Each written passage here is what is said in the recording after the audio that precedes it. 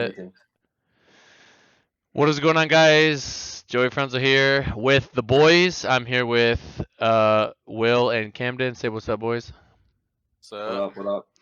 Today we're just continuing the Q&A. Doing these Q&As to give you guys some free information, also just to help you get a little bit more acquainted with the FLEXX coaches. So here we go with question number 1. Kind of a fun question. What do you guys like to eat on a cut/bulk? And we'll start with Will. So when you're bulking, what are some things that you like to eat? When you're cutting, what are some things you like to eat? Or do you kind of just eat the same things? And if so, what are those things? I mean, I kind of eat the same things when I'm doing either or. I'll just, end up going out to eat a lot more often when I'm bulking. Probably like Chipotle. I'm currently dieting right now. My staples are chicken breast, ground turkey, jasmine rice, black beans. I really like my tortillas. Probably not the best carb source, but it just makes it's good macros, keeps it easy, and then Greek yogurt, Fairlife, pretty much anything that has lower fats. A lot of the time, I'll end up being pretty low on my fats, and I'll just end up having peanut butter on like a skinny cow ice cream sandwich or some shit like that. Camden, what do you got for me? Yeah. So if I'm bulking, I'll usually I pretty much eat the same base foods either way. But if I'm bulking, I'll just add like ice cream or something, or like almond butter, just like little fats here and there, maybe a little bit dessert. Just go out to eat a little bit more. And then if I'm cutting, I'll just pretty much eat super clean, obviously, low fat, high protein foods, and then I'll throw in a lot of like Diet Coke, some like 0 calorie liquids help a lot. So yeah. For me personally, that last part is like absolutely key. Like Coke Zero though over Diet Coke. yeah, Diet Coke is like, I don't know, it I literally get Diet 7 tastes Up. like shit. This is just like Diet 7 Up. I used to have this it was like this BCAAs that like I didn't care about it. It just tastes good. So I would just mix it with water and drink it at night. And I usually, for me personally, when I'm dieting, I like to eat all my food like earlier in the day and then like just be completely done by 5 or 6 p.m. and then just like starve the rest of the day. Um, I like having that like, okay, like at this moment I'm done. Like that's it. I'm not eating anymore. And I just know that if I get through that at the end of the day, then I'm going to be, in an overall deficit and then I'm moving towards like what I want. And if I'm trying to add weight, it's like usually like a lot of Mexican food, chicken and rice, teriyaki, stuff like that.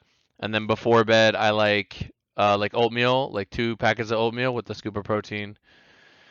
And then you could put like fatter milk if you want, more calories, but that's pretty much like what I do. But when I'm really dieting, like when I was really really dieting back in the day, I would like it would be a lot of broccoli, like a lot of broccoli, just because I like steamed broccoli and it was filling, and I would always have it with whatever meat I was having, and it would just be like salt, pepper, um, and a light whatever light sauce to make the if it was chicken, like chicken's like the hardest meat for me to eat, and you just gotta go, you gotta like really spice it up, otherwise it's like miserable. Okay, so next question, soft touch versus sinking. Camden, I know that you were talking about the bench with some of your lifters being curious about that. So under what circumstances would you have somebody do a soft touch versus sinking? I have kind of my opinion on it, but I want you guys to go first. Camden, I'll let you go first. So me personally, with my bench, I obviously sink, but I think the biggest component is when you choose to sink is that you don't lose your attention and your position at all. Some people they'll sink and they'll kind of collapse, and then they kind of lose that almost rebound effect you would get off your chest. So I personally like sink. Obviously, that's what I do. But it's also what I feel strongest with. So I usually just tell my lifters, if they're curious about one or the other, I will just have them try both of them and I'll take a look at how it looks, and whichever one they feel more comfortable with, and whichever one they feel like they can be stronger and produce more force, that's the position I want them in, and so that's usually the one we'll default with. But yeah, so Will, what do you got? Yeah, so going off what Cam said, I agree with all that. I would say the main thing that I really look for soft touchers is, how big is their arch? What kind of bench are they? Are they brute strength or are they, a technician? Because obviously, if you're a technician and you're trying to sink your bench, you're just gonna misgroove really bad and it's not gonna end well. And then there's other people that close grip and brute strength it up. So it comes down to that. Usually lighter lifters are more the soft touchers, and bigger guys can usually get away with sinking a bit. Uh, for me, something that I kind of think about is like when I was really, really lean, um, I was much more likely to soft touch because there was just less of me there to like absorb like versus like when you're fluffier, right? When you're fatter, the bar is gonna like in order to touch the same point on your ribs, it has to sink through that to get to the hard structure. Um, so that's a thing too. Although the way that I'm built, I did have like a nice little like I do get some compression on my ribs no matter what. Um, and it is one of those things that I would agree with both of you where like you got to try it, right? And sinking is actually I think it could be very technical if you don't do it right. Like you have to be able to sink, so you're allowing that bar to compress your rib cage, but you have to stay tight like Camden said everywhere else. And it's not an easy thing to do because it's like you're controlling your body in a very specific way to like get the result that you want. Um, and I like what Will said about being a technician. Yeah, a lot of smaller lifters, you know, I think smaller lifters for the reason that one they're going to be leaner, but also the weight is probably going to be lighter, so you're not going to get the same compression versus like, I mean, I'm going to be honest with you guys. If I don't have a belt and I soft touch like 275, it feels like just as hard. It feels pretty hard for me. But then if I put on like 405 and I'm sinking all the way, and I got wrist wraps on and a belt, it's like equal. Like it's literally like equal. Like it gives me that much more. Um, I mean, my bench honestly is like not. It's not like I'm the super big, amazingly jacked person. I just feel like I know how to use my body, um, better than a lot of people. Also, guys, Will's on like Starlink, so if his picture is like crackly here and there, like it's just bear with us. Um, but yeah, I think you should try them both like with everything and see what you like. But I think most people, would you guys say most people are better off sinking? Or sorry, soft touching? Or is it like 50-50? Would say yeah, the majority of my yeah, guys. I would say you should probably start soft touch. Like if you're just learning how to bench, probably start with soft touch. That way you can learn to build tension, Do you and know then as any you get stronger, you can just evolve that. Do you know any girls that can sink? Yeah, it's really hard. I Yeah, think no, like I I think saw that. Amanda. I wait, think like Amanda. Yeah, doesn't maybe Amanda can count that, but the 52 champ sink? She has a big arch too. For France? Oh, for No, here? For the blonde girl? PL, yeah. I think Jamie or I whatever her thought name is. I'm not sure if she sinks. Maybe Yeah. Fisher, Jamie Fisher, I think. Interesting. I'm gonna roll it right into the next question. Why would you prescribe tempos for someone on squat and bench? Um, and that leads me to another question. But yeah, why would you give somebody tempos? Will, you can go first. So on those two lifts, for what reason would you give somebody tempos? For squat, um, I primarily use tempo to really, have the lifter learn their proprioception or like where they are in space and learning to load their midfoot more than anything else, and having adequate pressure where they're supposed to have pressure. Um, that's a primary reason.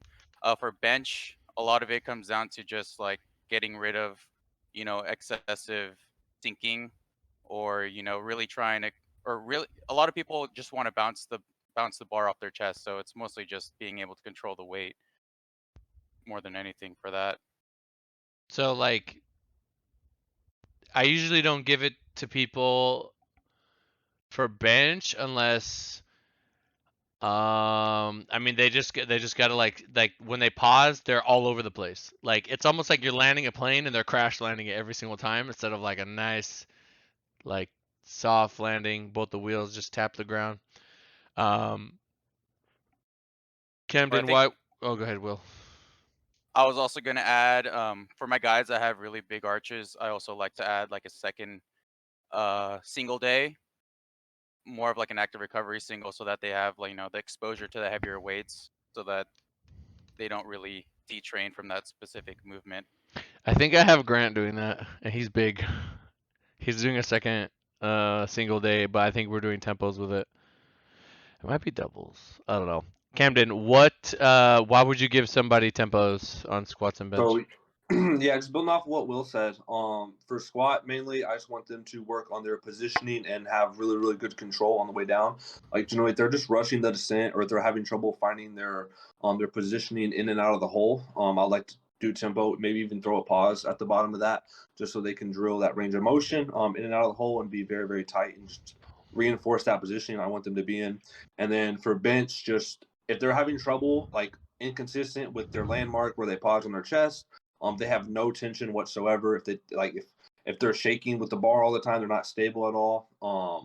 If they rely on a lot of outside things, just tempo, so that way they just have to learn how to control the weight, and that's just a valuable skill. So You said something there that led me to another question, and now I cannot remember what it was. It's really just finding your space, right? Finding your, I call it finding your squat, finding your bench. You're trying to find, like, well, one, you're not running from tension, so because you have to be, tight the entire time, and usually if you go a little slower, it's probably going to be more optimal than when you're going fast and you're just going to be out of position because you're dropping so much. There's momentum behind it. You're not going to be like your bar path is going to be all screwed up. That brings me to another question. Why don't you think we see tempo deadlifts ever, really? Some people might do them, but I was just curious what you guys thought. Will, you I go mean, first. that's just really harsh on your lower back, I think, Yeah. especially when shit gets heavy. Like, I mean, back in 2013, I was at 24 Hour Fitness, had a trainer come up to me, scream at me for slamming the weight. So, I mean, I think there's different variations that will help you improve, because it's also just a concentric movement, right? You're not really having to bring it down slow for any reason. So pause deadlifts is what I usually like to go for, anything like technique related. What do you think, Camden? Is that a good yeah, enough answer for you? yeah, that was good. I'll just build on top of that. I had There is a guy who I gave some eccentric deadlifts to on his secondary day, just because I wanted him to limit his loads. I wanted him to go light, extremely light. I just wanted him to drill that positioning. So it was something super, super light. He just worked the positioning up and down essentially, and almost kind of made it to super second nature for him. But other than that, So, yeah, I mean, it could work, but maybe more like with the sumo person. I think pause deadlift is really good. It seems to be like the bread and butter. I don't really like pause deadlift for conventional so much. I just feel like uh, it's similar, but it's also, I feel like there's just better things and other things we could be do. Conventional, such like it's just simple, right? Um, there was one more thing you said there. I mean, I was looking at the next question, so we'll just go to it. What do you guys like? Okay, this one is just knee cave. Like, so most of the time when we talk about knee cave, we're talking about squats, right? Will, you had brought up knee cave in deadlift and sumo, so I'll start with you. Again, what like knee? I mean, it could be a How lot of often do things. you see it, and like how would you fix it? I would say just slight knee cave is like okay. I think the main thing that you need to look out for really is just complete full tension throughout the whole lift more than anything, and that'll get you further than nitpicking something small. But usually, a lot of the time, the issue is just not being able to get the legs under the lifter, and so if they might be too narrow, or their slack pull might just suck. But a lot of the time, the issue is the stance that they're in is usually too narrow. That goes for both, I would say, right? The squat and deadlift, Oh pretty yeah, much. Yeah. Yeah. like they don't have enough room for their hips. Camden, I'll change it a little bit for you. Let's say you have a lifter, they have a pretty good squat, but their knees are caving a little bit, and they're really like mental about it. Like it bothers them a lot. What do you tell them? I tell them, I literally ask them, I go, do you feel comfortable in your position? Do you feel strong? And if they say yes, I go, and they have good control with their lift, or they have a good brace and everything, and they're hitting depth, they're in the spots they need to be in. And I just tell them they don't need to worry about it. It's a natural movement. As long as you're confident in your squat, and like I said, I see that control, then I try to reinforce their confidence and just try to like tell them it's good. Yeah, I think lifters, because of the aesthetics of it, like I don't know, like they want like a super In the up. comments. Yeah, the comments really get to people. They think that they need to be super upright when they squat. They get really self-conscious when they have any kind of like knee cave, and it's like you have this insecurity about your lift, and then somebody comments the thing that you're insecure about, and now you're just like hyper focusing on it. And that goes for anything. It doesn't have to be just lifting. If there's something about your appearance and you're self-conscious about it, and somebody says that one thing that really like bothers you, is gonna really like, you're gonna be thinking about it, and it's gonna mess you up. But you just have to focus on what matters. I think, if especially if you have any kind of following, or if you're like a girl in fitness, because I don't know, like guys just feel like that because they're dudes that they have the right, or like designated, like they're designated to like tell girls how to lift and what to do and things like that in the gym, just because they're dudes. It's like very funny to see. I don't know if you guys saw what Cindy was posting, but it was like all these comments of like idiots that were like saying stuff about her, her arch, and it's like this is never gonna stop. It's never gonna stop. It's always gonna be there. But you just gotta understand that like not everybody's perfect lift is gonna be aesthetic for them, right? It's gonna look a little different, but that doesn't mean it's not right. Like it doesn't mean it's like what that might just be the best way that they can do it for themselves. Right now, again, in powerlifting, we're trying to lift the most amount of weight, gain the most amount of mechanical advantage, and grow the muscles that are associated with moving that weight in that way. And for some people to do that, it might not look perfect, right? Some people are going to squat like tacos. Some people are going to be super upright and just use a lot of quads, right?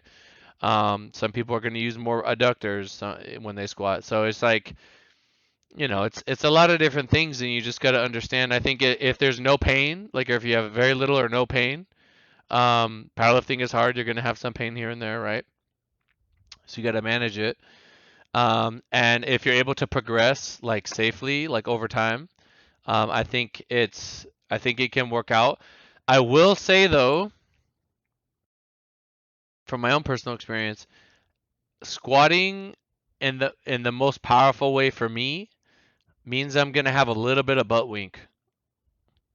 And over a decade, that butt wink became a problem, right? Um, and that's something that you have to look at. Some people when they bench, their shoulders are gonna like they might erode on them after like 15 years of benching. Whereas some people, they like I've had great shoulders. Like I've like my shoulders and my elbows have been really good. My knees a little bit less. My back is the thing that like sucks, but I got a long torso and tiny arms. So, and Will, I know you've had your little injuries. Camden's literally bulletproof. He's never been injured in his life. So, it's Be nice, brother. Don't jinx it now. nah, you're solid. And you lift like with Oh, the tempo on all your lifts, so like you're never gonna get hurt. literally over the years, I just lift less, and then it makes me feel better. So whatever. Yeah, there you go. Okay, next question. What are some short-term goals you have for younger lifters? And then what are some long-term goals you have for the same lifters? We'll start with Camden. So in the short term, what are you trying to really focus on or kind of leaning towards when it comes to like a young lifter? And then ideally, what would you be really focusing on after about 1 or 2 or 3 years of working with that same lifter? Short-term goals, I'm just trying to build up their base. Essentially, generally if they're younger, they probably haven't been in the weight room a lot. Even if they have been, they still just need a solid base. So, just looking to build up their base, obviously numbers wise, and put muscle on their frame, just build that neuromuscular connection with all their lifts. Really drill that like technique, especially if they're newer. There's gonna be a lot of movement variance there. And then as you develop long term, then it's just like, okay, we have the blueprint, we know what works. So there's just managing, adjusting it, and kind of laying out where we think we can be based on what they want to be in like their powerlifting career and whatnot. Will, what do you got for me? So when I start out with a lifter, the first year is really just, teaching them the lifts, teaching them how to be efficient. But more importantly, I think it's important for them to understand the program and what I'm wanting from them. Like as soon as people learn, how the pocket is and how they should, pace themselves with progression, block over block, know what the goal is. If you have a meet, don't blow your load early, stay healthy. All those things in the beginning phases when, you're not under these huge weights that can really hurt you is going to make a huge difference 2 or 3 years down the line, and that's when you get that snowball effect and momentum just keeps going so long as you stay healthy. Yeah, I think for me, all that you guys said is like making sure they know what RPE is, what we want from them, adjusting their stance and their footing and their grip to what we think is probably going to be the most serving to them right now, and then over time it might change. Um, and then I really like to focus a lot on like mentals, but developing mentals comes from being confident in what you're doing. So if your form is really good and you're super locked in and you're like you go through a meet prep with your coach, you compete and you get a good result and you do that over and over and over, you start to build more trust, you start to build more confidence, then you start to get hella confident and then you start getting a little bit of attitude. You know what I mean? Like that's kind of how. I mean, you guys could look at like, just how some of my lifters have kind of got their own little swag. Like as the years have gone on, once they've got a couple wins under their belt, things change. Um, and I think that could be really powerful, and that can help them when they get into those situations later in their career. Maybe there's something on the line, and they got to put it all on a third pull, or they miss an opener and they need to like jump anyway because of the circumstances. And that confidence is what is going to get you through that. So that's something that I try to focus on. Like after, I mean, it comes naturally through the process, but it is something that I do ask. Yo, how are your mentals? This is the mindset for this week, or this is the mindset on this day. Like when you take this, and yeah, that's what I like to talk about. This is kind of a long video, so we're just gonna try to wrap it up. Training environment. How big is training environment, and what are any circumstances where you will try to get your lifter to go to a specific place to lift, if at all? Will, you could go first. How big is training environment? Do you encourage your lifters to try to be in a community and lift, or do they, you know, are you cool with them just kind of being like a lone wolf type deal? So I think it's gonna have to do a lot with the type of lifter, if you're introverted or extroverted. But I think the grand majority of people are going to benefit for being in the right environment. In a powerlifting gym setting. Not only are you able to use the competition equipment that you're going to be using, specificity, but you're also around like-minded individuals. Like I see Jesus, Mikey, and Clay all working out together, and I think that's only going to be positive for your training. I also had a lifter recently switch from one of his gyms because he felt like he was one of the strongest ones there and he needed someone else to push him. So he went over to, a gym where they do more old school lifting, equipped lifting with heavier loads. And he felt like it was that little extra push that he needed to, really try to have him try to hit those heavier numbers. But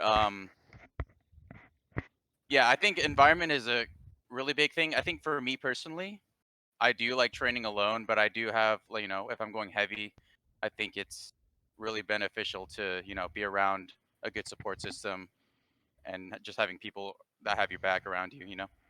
What do you got for me, Cam? Yeah, I think it definitely makes a difference.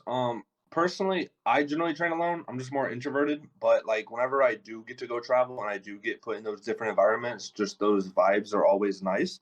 And it's just really good to like on some days if you're not feeling well and like you go into the gym, you might not want to be there, but let's say your friend's there and like you get your community there and someone just hits a PR or something, that's very motivating to see, and that can inspire you to have a good session. And then obviously if you have like a big day going in, you want to hit something nice, that community can really help you rally up and hit something very, very good as well. So I think it's obviously a positive to have that good training environment, especially if there are good people who will keep you accountable too. And make sure that you're doing what you need to do and not just telling you, oh yeah, that was good. They're actually making sure that, oh yeah, you're actually hitting depth. You're pausing your benches and stuff like that. So it's definitely a positive. I will say that from COVID times, a lot of lifters, especially if they're training in like a bunker and they're by themselves, I saw like a big difference when they went from the bunker to like a gym with people in it. Um, Encouraging them, helping them. Me personally, I mean, I could do whatever. I started out lifting, there was no Instagram. Think about that. Lifting on social media was like not born at all. So I just like going to the gym. Even when I was in football and we would just train, I loved weights. Like I was lifting with the linemen. I just loved it. So all this other stuff is like extra. And I think for all you guys and myself included, like we're gonna lift no matter what. Like we're just gonna always work out. We just have to, right?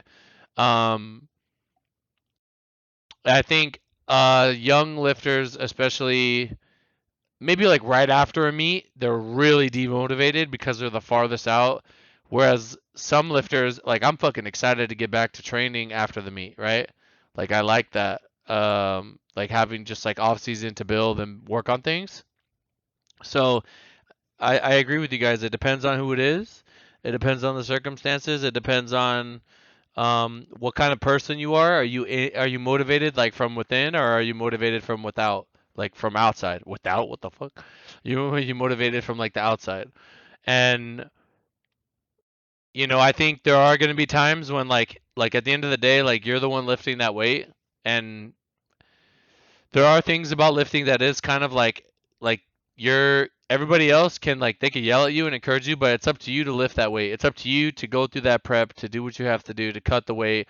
Sometimes you're in that sauna and you're trying to get those last couple pounds off and it is really hard. Like it is so unbelievably hard and you might have to do, the hardest cut I ever did, I did like 4 hours and I got off like it was like point like 6 pounds, like just to get that last little piece off. You know what I mean? Like you're already depleted. You've already like there's no food in your system and all of that. I don't. That was like in the early days. I don't. If I have to have my lifters go through that, I'll just be like, don't do it. Um, I think Mikey and Isaac have done some insane cuts. Like Mikey did like 247 to 231 back to 240 something. That was crazy, and it didn't even affect. Like he had a great meet, like phenomenal meet. Pulled 800 that meet. Isaac at I think it was collegiate and nationals. He went from like 282 to like 264 back to whatever. So I mean, those are lonely times. Like those are times where you're gonna question like why you're doing it, and you're not gonna always have people there for you. So I think you should be like very motivated like from within and then everybody else encouraging you is like extra, that'd be like the ultimate like combination, but not everybody's like that. Some people like they really they don't even lift right unless there's other people at the gym that they could go see, or it's a social thing. So that's something that, you know, if I think about the champions right now that I have, I think all of them, like, they don't need none of that extra stuff, you know, like they just, you know, some of them just live in an area where there's not a gym for them to go to like that, and that's, you know, that's one of the cool things about the internet though, is like you can relate with people that do the things that you enjoy, even if they're not necessarily like local to you. And also when you're local to someone, you're limited, like if you're not on social media, you're limited in like your exposure. So like you might not know any other way, or you're only going to do the method of the coach that's like at your area, and if they suck, like you're going to suck. You know what I'm saying? Now on the flip side, on the internet there's so many different sources of information, there's so many different like things going on, and you don't necessarily know like who actually knows what's going on and who's just like a snake trying to take money from people, and just like respond to them once a month or whatever. You know what I'm saying? So it's just one of those. It's tough. Like it's tough. It's um that's why like I try to be like super transparent, and like there's like infinite free videos and you guys can hear us talk and stuff, is because those lifters that are confused, like hopefully through watching everything, like you'll get a good idea of like what kind of person Joey is, who's Camden, who's Will, and then you can make a decision, you know, with who's gonna guide you like based on that. So transparency is like a big thing. I have like a million questions that I could keep going on, and but when I say a million, I mean like five. But we're gonna call it there because I think we're over 30 minutes. Oh my goodness. Okay, good. We're recording. Oh, I thought I wasn't recording. My heart. But yeah, I think we're over 30 minutes now, so I'm gonna call it here. Um, I think in the next episode we're gonna do Isaac, and then we're gonna do Grant again. And I think I'm gonna record that tomorrow. But anyway, guys, thank you so much for making it this far. Follow Camden and Will. Um, leave a comment down below if you guys were able to learn something. We'll do a deal, right? If you guys learned one thing on this video, then you have to like it. Okay? Or you have to at least mentally make note of the thing that was said, burn it into your brain, and don't overshoot and stay in the pocket. Anyway, guys, I'm gonna call it there. Camden will say goodbye, and we'll call it later, homies.